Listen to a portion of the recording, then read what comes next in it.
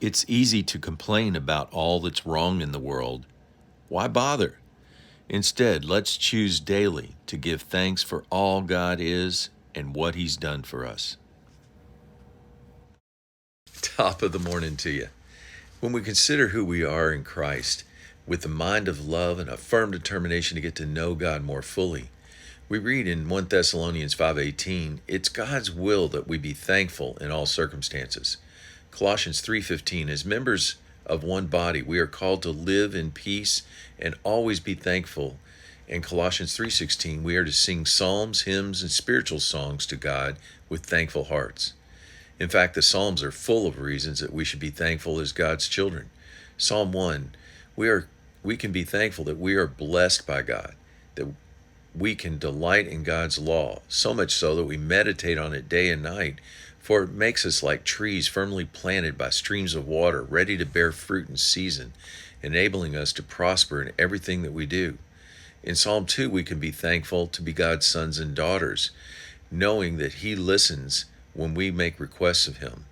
As God's servants, we rejoice even when in trouble, thereby building our trust in Him that gives us refuge and a place to hide out until trouble passes. Psalm 3, this confidence that we have in God that He will hear our cries for help, is to the point that we can be surrounded by 10,000 people who are all against us, knowing God protects us.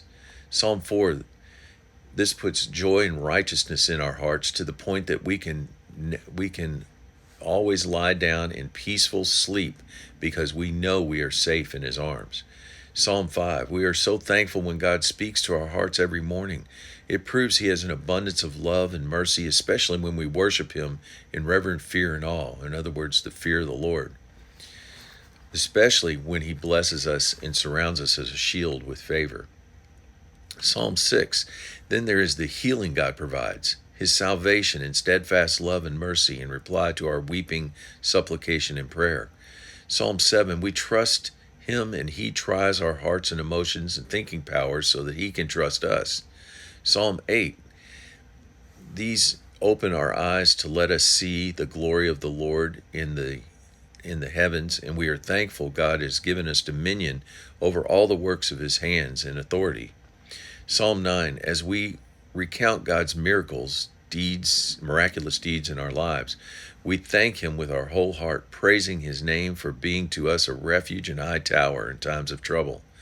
He never forgets the cry of the afflicted and humble. He is so gracious to us. Words of encouragement, we have much to be thankful for. When we keep our blessings at the forefront of our minds, it leaves little room for complaining about the temporal troubles this world has to offer. Let's commit to a season of being grateful for all God has given us, and especially how much He loves us. Have a great day.